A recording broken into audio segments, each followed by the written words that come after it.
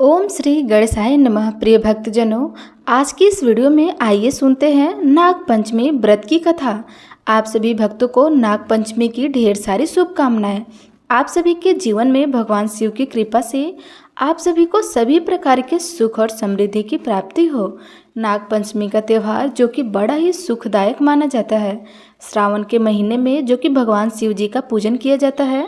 श्रावण का महीना भगवान शिव जी को अति प्रिय होता है। सावन के महीने में बहुत सारे व्रत भी किए जाते हैं।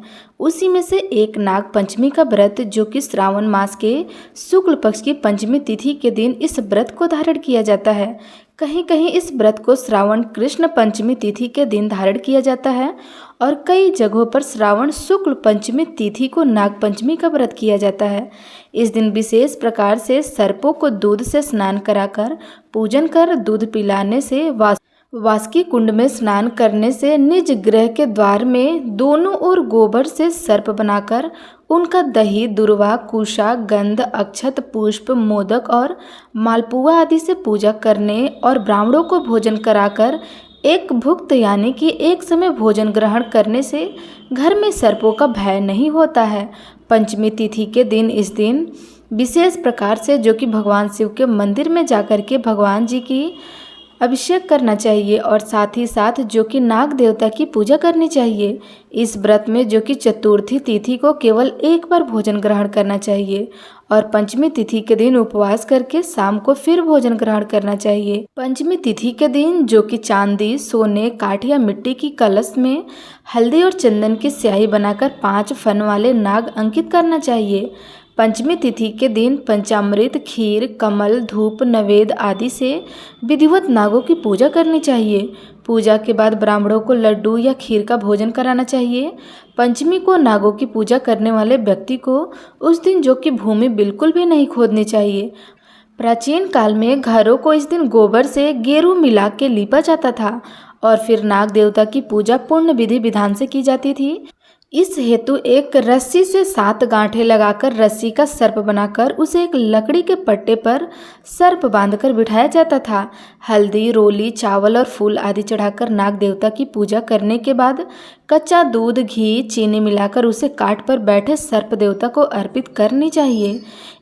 इसी समय सर्प देवता को अर्पित करनी चाहिए और इसी समय कुछ श्लोकों का भी पाठ करना चाहिए। इस प्रकार से करके स्तुति करनी चाहिए। सर्प विष को दूर करने के लिए जो कि इस दिन ओम कुरु कुल्ल होम फट स्वाहा इन मंत्रों का अगर आप जाप किए तो इससे सर्प विष दूर होते हैं। इस दिन पूजन करने के बाद सर्प देवता की आरती उतारनी चाहिए।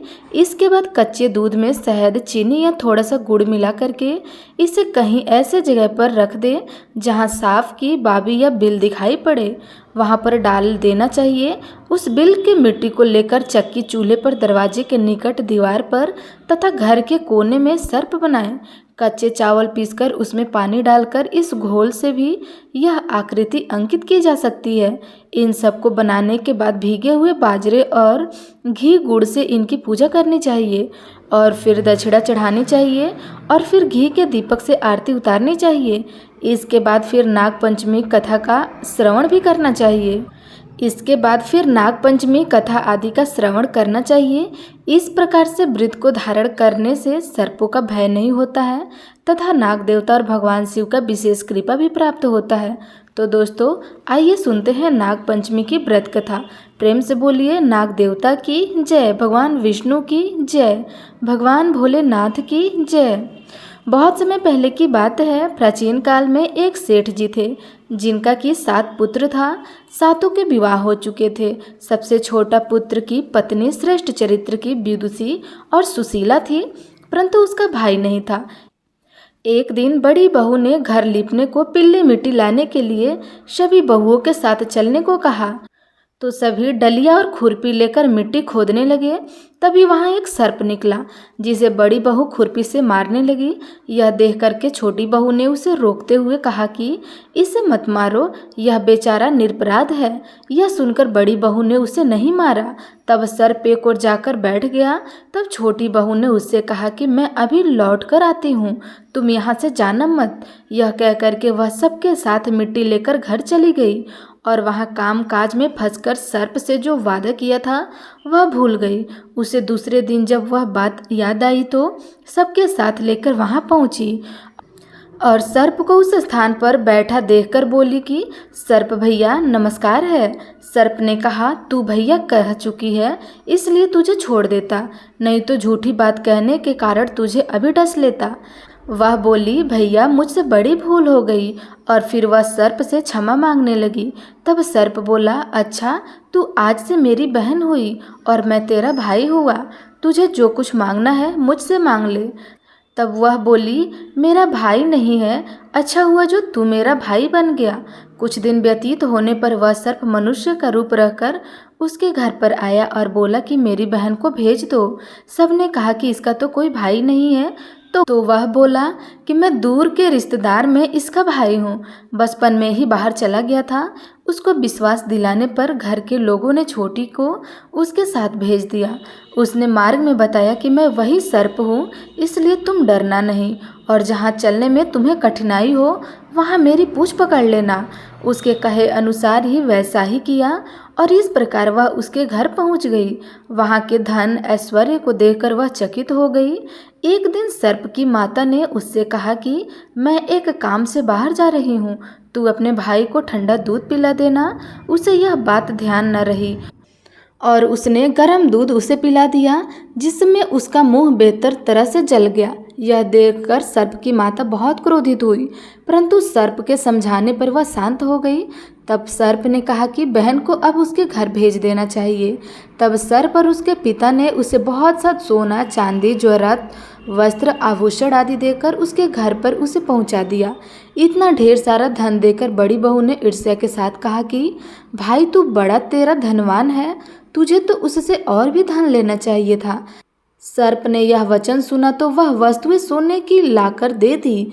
यह देखकर बड़ी बहू ने कहा कि इसे झाड़ने के लिए झाड़ू भी तो दो, सोने की होनी चाहिए। तब सर्प ने झाड़ू भी सोने की लाकर रख दी। सर्प ने छोटी बहू को हीरा मड़ियों का एक अद्भुत हार दिया। उसकी प्रशंसा उस देश की रानी ने भी सुनी और वह राजा से बोली कि सेठ की छोटी बहू का हार यहाँ आना चाहिए। तब राजा ने मंत्री को हुक्म दिया कि उससे वह हार लेकर शीघ्र उपस्थित हो। मंत्री ने सेठ जी से जाकर कहा कि महारानी जी छोटी बहू का हार पहनेंगे, वह उससे लेकर मुझे दे दो। सेठ जी ने डर के कारण छोटी बहू से हार मंगवा दिया।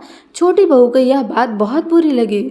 उसने अपने सर्प भाई को याद किया और आने पर प्रार्थना की कि भैया रानी ने हार मेरा छीन लिया है, तुम कुछ ऐसा करो कि जब वह हार उसके गले में रहे तब तक के लिए वह सर्प बन जाए, और जब वह मुझे लौटा दे तब हीरो और मड़ियों का हो जाए। सर्प ने ठीक वैसा ही किया। जैसे ही रानी ने हार पहना वैसे ही वह सर्प बन गया। यह देखकर रानी चिढ़ पड़ी और रोने लगी। यह देखकर राजा ने सेठ के पास खबर भेजी कि छोटी बहू को तुरंत भेजो। सेठ जी डर गए कि राजा न जाने आखिर क्या करेंगे।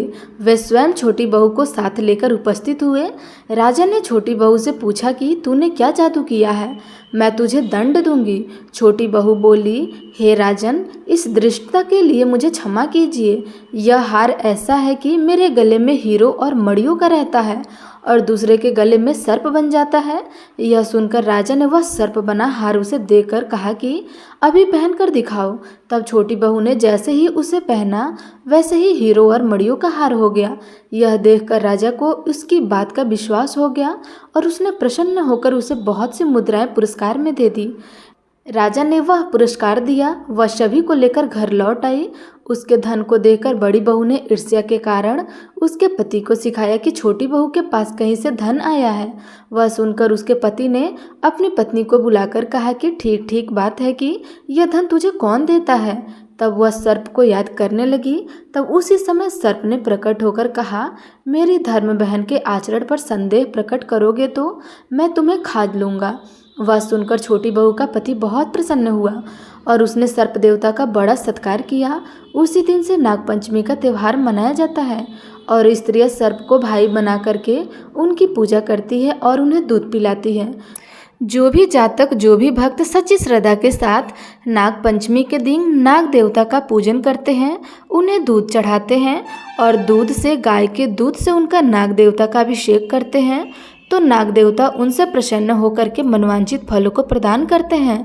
तो प्रेम से बोलिए नाग देवता की जय। बहुत समय पहले की बात है, एक गांव में एक साहूकार रहता था। उसके 7 पुत्र थे। वह 7 पुत्र विवाहित थे। साहूकार की 6 बहुओं के भाई थे और उनका मायका बहुत समृद्ध था, परंतु उस 7वीं बहन को कोई भाई नहीं था और ना ही उनका मायका इतना धनवान था। एक बार श्रावण मास की भैया पंचमी आई, तब साहूकार की 6 बहुएं अपने मायके जाने की तैयारी करने लगी। जल्दी जल्दी घर के काम निपटा करके वह अपने मायके भैया पंचमी मनाने जाती। वह 6 बहुएं कुएं पर पानी भर रही थी।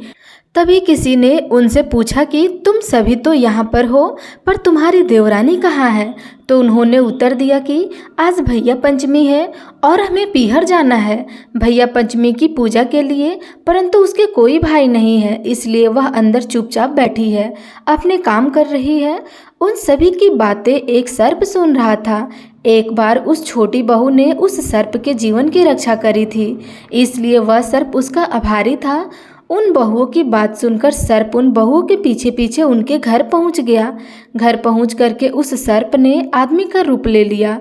घर में आकर उस सर्प ने साहूकार की छोटी बहू को अपनी बहन बताया और कहा कि वह उसका दूर के रिश्तेदारों का भाई है। उसने वहां सबका अभिवादन किया, लेकिन छोटी बहू को यकीन नहीं हुआ, इसलिए उसने उसे कहा कि मेरा कोई भाई नहीं है, तुम कौन हो? मैं तुम्हें नहीं जानती। तब उसने उसको विश्वास दिलाया कि वह उसका भाई है और कहा कि मेरा जन्म तुम्हारे विवाह के बाद हुआ था। यह जानकर उसे बहुत खुशी हुई और वह सबसे कहने लगी कि मेरा भाई आया है, मेरा भाई आया है। उसे याद आया कि आज तो भैया पंचमी है, परंतु उसने कभी यह त्योहार नहीं मनाया था, इसलिए उसे इसकी विधि पता नहीं थी। उसने अपनी सास से भैया पंचमी की विधि पूछी तो सास बोली सासू माँ, मेरा भैया आया है और आज भैया पंचमी है, मैं क्या करूँ? उसकी सास ने कहा कि पहले चूल्हा लीप, फिर उस पर चावल चढ़ा। जब चावल बन जाए उसमें घी बूरा मिलाकर अपने भाई को खिलाना। उसने वैसा ही किया। खाना खाने के बाद उस भाई ने कहा, बहन, मैं तुम्हें अपने घर ले जाने के लिए आया हूँ, सब तुमसे मिलकर बहुत प्रसन्न होंगे। बहू ने अपनी सास से पूछा तो उसकी सास ने भी उसे जाने की आज्ञा दे दी। जब इंसान के रूप में सर्प अपनी बहन को अपने साथ लेकर वहां से चला तो उसने मार्ग में उस बहन को अपने विषय में बताया कि मैं एक सर्प हूँ और एक बार तुमने मेरा जीवन की रक्षा करी थी और मुझे भाई माना था, इसलिए मैं अब तुम्हारा भाई हूँ। अपने बिल के पास पहुँचकर मैं अपनी असली रूप में आ जाऊँगा, तब तुम बिना डरे मेरी पूंछ को पकड़ लेना और मेरे साथ बॉम्बे में आ जाना। उसने वैसा ही किया। बॉम्बे में पहुंचने के बाद उस सर्प ने उसे अपने परिवार से मिलवाया और अपनी पत्नी से कहा, यह मेरी धर्म की बहन है, अब यह मेरी ननद है। भतीजे बोले, हमारी बुआ आई है। सबने मिलकर उसका स्वागत किया। साहूकार की छोटी बहू ने वहां देखा कि सांप के बच्चे की माँ अपने बच्चों और छोटे भाई बहनों को घंटी बजाकर बुलाती है दूध पीने के लिए। एक दिन उसने कहा कि मैं इन्हें दूध पिला देती हूँ। उसकी भाभी ने कहा, ठीक है, घंटी दूध ठंडा हो जाए तभी बजाना, उससे पहले नहीं। किंतु उसने गलती से घंटी पहले ही बजा दी। तब तक दूध गर्म ही था और उस सांप के छोटे भाई बहनों का गर्म दूध पीने से जीभ जल गया।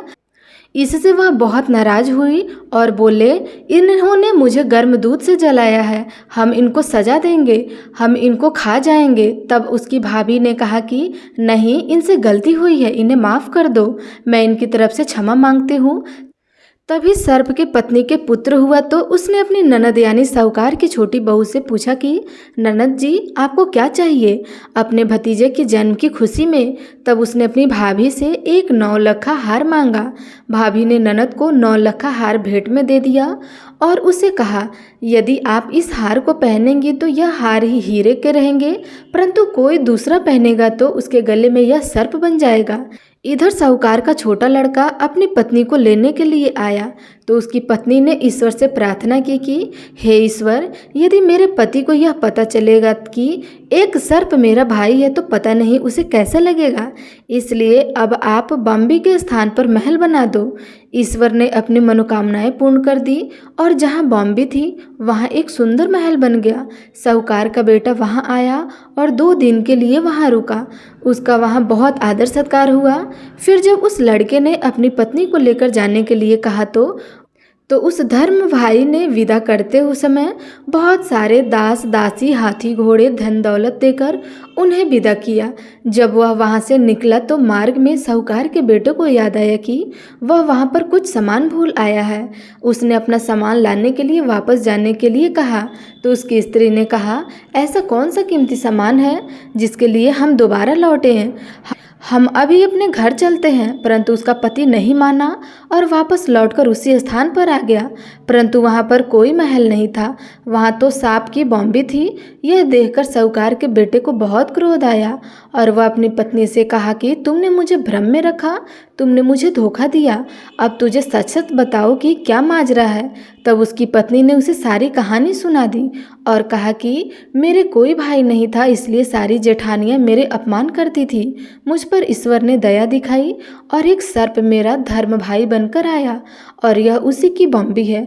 मैंने ईश्वर से प्रार्थना की थी कि 2 दिन के लिए उस बॉम्बे के स्थान पर एक महल हो जाए, इससे किसी को इस बात का पता न चले।